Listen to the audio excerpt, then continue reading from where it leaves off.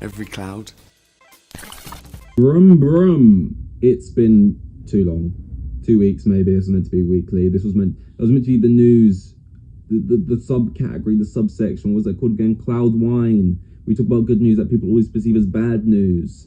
But it turns out you can't live off news alone for Formula One. Waiting for it till March just isn't the case. I mean, I'm definitely going to have to jump on the whole Drive to Survive thing and do one eps on that that comes up so close to the actual season. But yeah, there just hasn't been. I've been following all these different like F1 news channels and stuff to make sure I ain't missing shit. You know, is anyone getting fired? Is anyone getting new contracts? Is anyone cheating on their wives? Like anything, right? Anything? Not really much. So just kind of didn't do one. Couldn't really think of anything to do. It was kind of like because you're in a tricky point where it's like, at what point do you start talking about the new season and do things like centered around looking forwards to that? And how long do you look back on the old season before like that just gets boring or whatever? Or like how many different ranking videos can you do, like ranking all the drivers based on this or based off that? This technically is looking back. It's the big 2023 Formula One Christmas quiz. It's no longer Christmas, we're now in the year of 2024. So arguably this is criminal for me to be doing.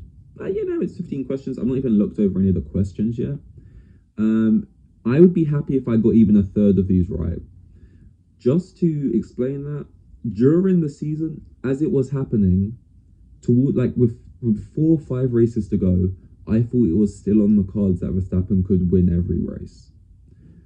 Within the first few races, that was already made not possible because Perez had won a race or whatever.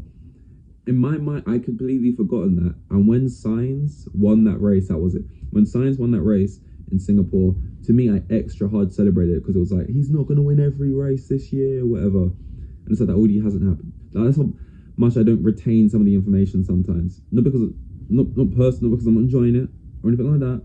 It's just difficult. So I think it's because of races sometimes there's like 3-week gaps or whatever. Gets tricky. What happened to this season? What happened last season? I don't know. But this says, from the season opener in Bahrain to the finale in Abu Dhabi, the 2023 Formula One season was packed with thrilling races, controversy, and the occasional spill. Not enough spills for my liking. First of all, I wouldn't say it was packed with thrilling races. I would say it had like a handful, like 5 maybe really good races in there. By my standards. But not enough spills. I was actually thinking about this the other day. Not enough crashes. Not enough just big crashes. Like sometimes those little crashes that were just about enough to spice up a race that looked to be kind of boring. I think Mexico had something like that. One of the ones where Magnussen kind of slowed down on track. Like there was just races that maybe you were 20 laps in thinking, oh, nothing's really going to happen to the next pit stop or something. And the safety car would slow things down. I remember Australia was one for big crashes. And look, I don't want anyone to get hurt or anything like that. But I think last season was just a lot more like Silverstone. Wasn't there like Zhou went like flipping into the wall? I'm not saying I even need shit that big, obviously. That's like really fucking dangerous. Like to want crashes that big, even if you're saying I want crashes that big, I don't want anyone to get hurt. It's like wanting to crash that big. Even me can understand. That's like you're playing with fire too much there with something like that, because that's just like fucked. But it kind of felt like there just wasn't a lot of DNF races. You know those races where like 7 cars are just out, carnage type stuff. I think on another track now, Zandvoort in the rain, where it kind of had something like that. I don't know. And I think what it is maybe there was the same amount of crashes, but not enough crashes from drivers at the front. You know, not because I guess Verstappen was so far ahead all the time, but sometimes you want to see like 2nd and 3rd place take each other out, 1st and 2nd place take. You want to see it happen there, and not just crashes that are or DNFs that come from engine failure or shit like that. But that's just me. I like the spills are some of my favorite part, not only because it's like, oh, someone, what? No, my favorite driver. Oh, yes, the driver I can't stand. But it can like really spice up the race as well, because then it's like, it's always the oh shit, this just happened, and then the oh shit, does whoever I back benefit from this? And I'm just sitting there listening to the tone of Crofty's voice or Brundle or whatever, and waiting for them to like give me the verdict.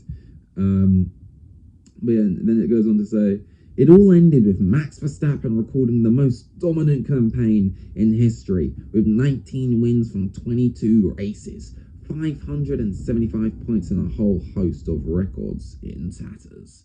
Yeah, he broke a lot of records. He won a lot of races. You know, it was a it was relatively boring. I think even if you're like a massive Verstappen fan, you're happy. You're happy this season happened because it's something you can have over in debates and arguments in the future about who was the best driver and stuff like that.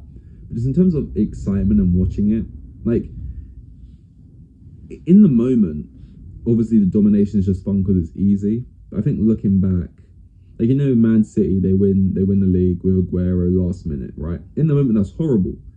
They're thinking that we're not going to do it. The QPR, we're not going to have the league and stuff.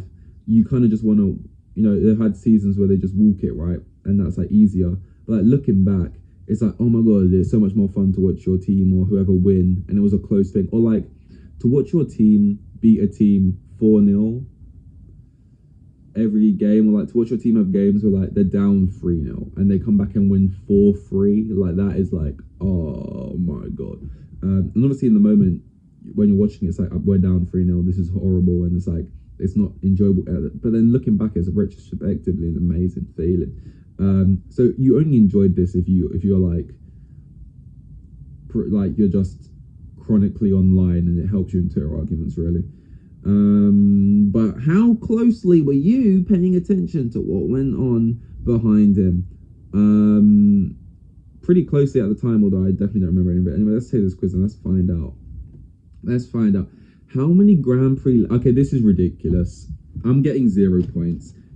You wouldn't know this unless you are Max Verstappen, and I feel like he probably doesn't even know this. So, sorry, no, let me rephrase that. You wouldn't know this unless you're Christian Horner, probably, because he's the only one that actually cares. I just clicked. Let me go back. That doesn't count. I just clicked something without looking, and sorry, but that's not fair. Not to say that my guess isn't going to be anything but a guess. So me clicking something randomly without seeing is just as good as what I'm actually going to pick. I want to feel like I at least have some kind of choice in this. I actually did sign up, which it didn't take too long. I'm not going to have too much about it, but I did sign up for that quiz, the one on the actual F1 F1 website. It was 20 questions and they were very boring, and I was like 5 and I was like, Jesus Christ, this is taking forever. And also the questions didn't feel like enough. Like one of them was, which was the only driver to win that wasn't a Red Bull driver, science. That's kind of the type of questions I'm expecting. This was too much like, it was technically stuff from this season, but too much like stuff harkening back to stats and like which record was broken and when was the last time it was done, and it was like this was like a history lesson. So I'm just gonna actually go back to this quiz, which was timed, because then I actually can't fucking just natter on too long. I actually got to stick to a time frame, although it was very quick. Okay, how many Grand Prix laps did Max Verstappen lead in 2023? I've only got 10 seconds to answer this. 1001, 1002, 1003, 1004. I'm gonna go 1003. Oh my God, I got it right. That was a guess. Ferrari won just one race in 2023 in Singapore. When was the last time it won just one race in the season?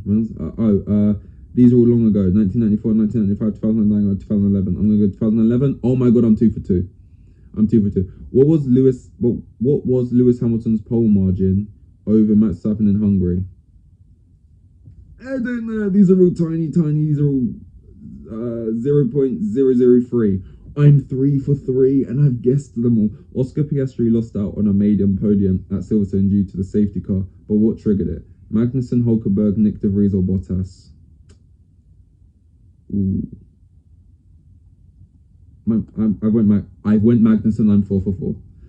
Fernando Alonso scored his 100th podium in Saudi Arabia. Where did he get his first? See, this isn't about this season. This is bullshit. This isn't a quiz from this season. This is nonsense. I'm going to go Brazil. It was Malaysia. That's not this season. Besides a podium each for Pierre Gasly and Esteban Ocon, what was the Alpine's best result of the year? 4th? The thing is, it's been the top answer twice in a row now, so I don't want to say 4th.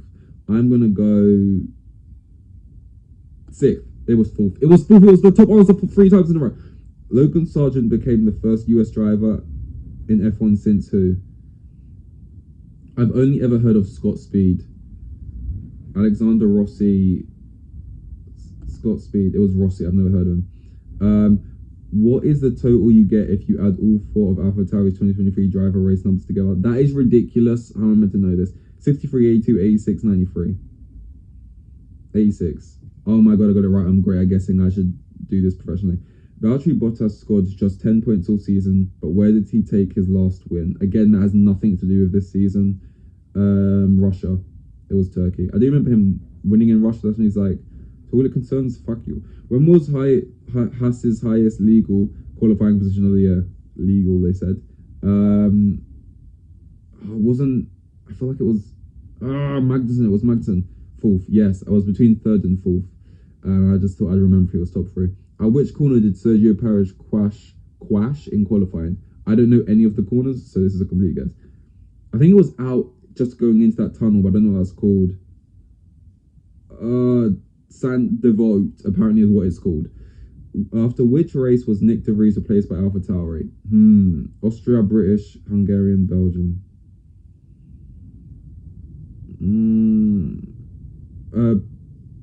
Hungarian, it was British. I was thinking it was I can't remember right now. Who was Daniel Ricciardo trying to avoid when he crashed at Zandvoort and broke his hand? Piastri. Where's Piastri? Yeah. I was thinking it was the street track. Oh my god, next question. The British national anthem was not heard on the podium for the first time since when? These are all times in the 50s. Again, this just feels irrelevant to me. I'm going to say 54. It was 52. It's not giving me time to even think about. Okay, last question. Lewis Hamilton was disqualified in the US. It was the second time in his career. Where was the first? This has nothing to do with this season again. This is nonsense. Disgrace. Canada. Australia, 2009. Okay. You have 105 points. I got 8 out of 15 right. That is an absolute... I would rip your hand off for that. I got the first 4 right and I guessed them all. The 5th one was not related to this season at all. It was like a history question about Fernando Alonso. I'm happy I got the one about Daniel Ricciardo missing for Oscar Piastri. That was the only question I actually knew for certain was the answer. The rest, even the ones I got right, like Magnussen qualifying P4 as the highest position, or the corner Perez spun out on, they were all like, I think I know. The Piastri one was the only one I actually knew. So 8 out of 15, I'm happy. I told you I would have taken the third, which is 5. So that's 3 above 5. But yeah, no, the track, I thought he lost it, which I was thinking, which wasn't even an option there, was the street track in that place. It's like near Turkey. Perez loves it. It's because it's a street track and he loves them. I might have to Google it. What should I type in? F1 GP calendar 2023. It's not Budapest. Is stuck in my head. That's a complete different place. Azerbaijan, Baku. Yeah, I was thinking it was after Baku for some reason. I don't know how early Baku was. I mean, Baku apparently was only the 4th round, so that's way too early. And he apparently lost it after the British, which was the 11th round. I have no recollection of this at all. Oh yeah, because yeah, Daniel Ricciardo, he then tests at Silverstone, and he apparently does a decent little testing lap, and then they give him the seat. Yeah, maybe I could have got there with like a lot of time and maybe a little helping and pushing in the right direction, but not too bad about missing that one. It says you have 105 points, punching towards the top, but not quite enough to break into the very top, but lots of potential. I appreciate that. If you were a team, you'd be Aston Martin. I didn't know we were doing that. I didn't know this was going to assign me a team. But now I know that I can tell you right now. I mean, it could have been worse. I could have got Alfa Romeo or some shit. But honestly, I would have rather got Williams or something than Aston Martin. But whatever. You got 8 out of 15 right. For this, you get 80 points. With all your correct answers, you still had 25 seconds left, which equals to 105. Yeah, I was doing some early, man. I'm pretty happy with that. I broke over 100 points. 8 out of 15. Basically half. I'll take it. I'll move on. I don't know if I get... I'm not on the podium, but, you know, I'm just happy to be here. I'm just happy to be here. It was just fun though, doing some quizzes. I could see this as doing a thing. Maybe next week I'll just do like, I'll just title it like doing a bunch of F1 BuzzFeed quizzes or something like that. Like, which F1 driver are you? Based off of completely irrelevant questions like, what's your favorite pizza topping? And then they'll tell me I'm like Esteban Ocon and I'll kill myself. But yeah, no, odds on.